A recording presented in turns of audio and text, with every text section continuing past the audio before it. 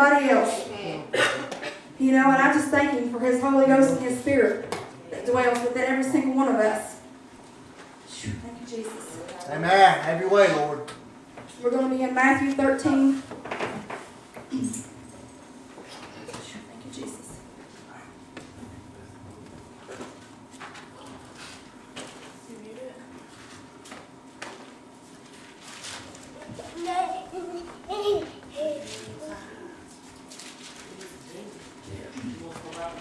He answered and said unto them, He that soweth the good seed is the Son of Man. The field is the world, and the good seed are the children of the kingdom. But the tares are the children of the wicked one. The enemy that sowed them is the devil. The harvest is the end of the world. The reapers are the angels. As therefore the tares are gathered and burned in the fire, so shall it be in the end of this world. The Son of Man shall send forth His angels, and they shall gather out of His kingdom all things that offend and them which do iniquity, and shall cast them into a furnace of fire. Thou shalt be wailing and gnashing of teeth. Then shall the righteous shine forth as the sun in the kingdom of their Father. Who hath ears to hear, let him hear. Brother Mark's message. Again, the kingdom of heaven is like unto treasure hid in a field, the which when a man hath found, he hideth, and for joy therefore goeth and selleth all that he hath, and buyeth that field. Again, the kingdom of heaven is like unto a merchant man seeking godly pearls, who, when he had found one pearl of great price, went and sold all that he had and bought it. Again, the kingdom of heaven is like unto a net that was cast into the sea and gathered of every kind, which when it was full they drew to shore and sat down and gathered the good into vessels, but cast the bad away.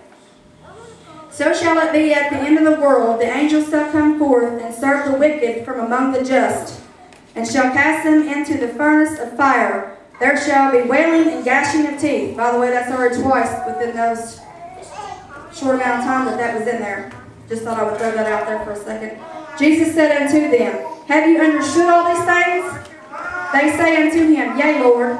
Then said he unto them, Therefore every scribe which is instructed unto the kingdom of heaven is like unto a man that is an householder, which bringeth forth out of his treasure things new and old. So it doesn't matter if you're young or old.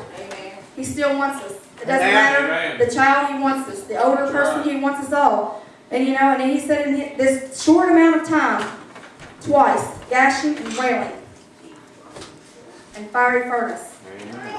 You know, that right there should be an eye-opener for anybody that isn't saved or isn't living the way they should. Because that right there tells you, within that short amount of time, that hell is real. If hell wasn't real, by the way, this isn't read in my Bible. I don't know if it is anybody else's, but this is Jesus speaking.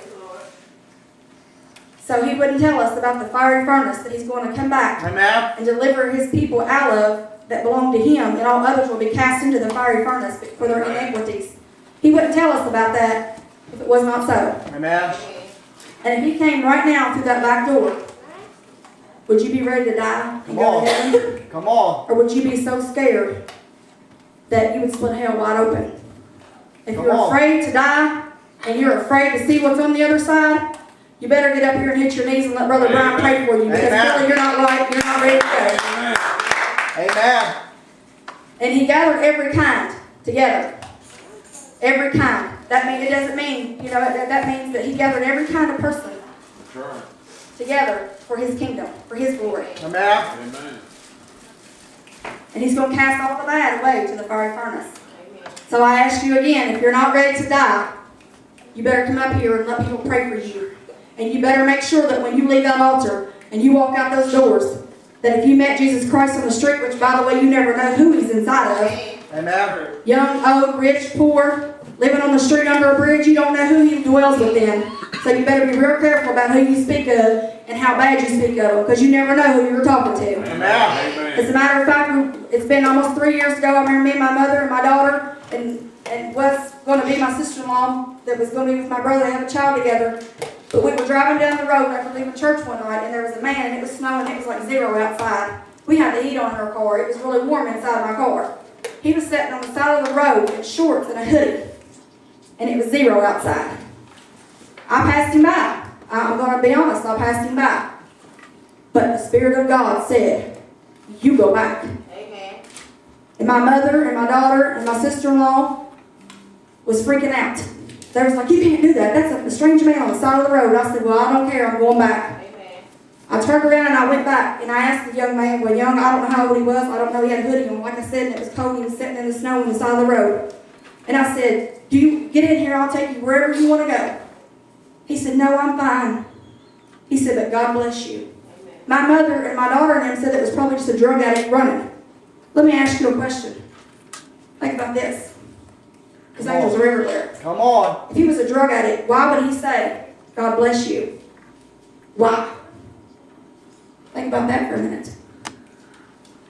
And I told my mom and my daughter when I pulled away, I said, I just felt a presence coming off of him that you would not feel coming off of a drug addict sitting on the side of the road running from somebody. And that would be the last thing on a drug addict's mind that was running from the law is God bless you. So think about that when you're out there and you see people on the street and you think, well, I'm way better than they are. Come on. I'm dressed better, my clothes are better, my house is better, my car's better. Well, you better back up. Amen. Come That could be on. an angel you're talking about. Amen. Because let me tell you something, every one of you sitting in here, if you're saved, you're sanctified, you're full of the Holy Ghost, you are an angel on this earth. Amen. Some people need to visually see angels, and some people just need to feel them in their heart. Amen. And so he sends people like us. If that person's hurting, he'll say, well, go pray for them. There's a reason he told you to go pray for them. The last week, there's been 2 people he's told me in church, and I said, one of them was an older gentleman. I said, he doesn't need my prayers. He's a preacher. He's been preaching for 50 years. He doesn't even need my prayer. Little did I know, there's probably something really going on in his life that he really didn't need a prayer for. Come I on. didn't pray for him. Come on. Another young man, he told me to go pray for him, to uplift him, and I was like, because he's shy, he's quiet, he doesn't really say much. I've been in church with him for years. Even when I was a little kid, I remember him and his wife, and well, not little, but teenager, I remember him and his wife. But I said, no, he's too shy, he'll think I'm weird. Come on. Little did I know, revealing of the Holy Ghost from Jesus, a friend the next day says, well, I know why. He just lost his job. He's had that job for almost 20 years. Amen. Am I going to have to pay for that mistake? No, you probably am. Yes. Yep. But that's okay, because it doesn't stop you from going toward God. It makes you want to run faster to Him. Amen. And it's going to happen to anybody sitting in here. They're going to make mistakes. We're all flesh. We're all flesh. We're not perfect until we reach heaven's shore. Amen. Until that anchor drops and we see Jesus coming at us, we are not saved. None of us are saved until we see His face. We might see it coming in glory, and we might see it going across in death. I don't know. But I can tell you one thing. When I was a little girl growing up in this very same church, I used to pray all the time, Lord, when it's ready for you to come back, you'll save me, won't you? I don't have to get saved right now. I can go out and drink that beer and smoke that weed and go around having sex with whatever boy I want. I can do that, can't I, Lord? Was He going to stop me? Absolutely not.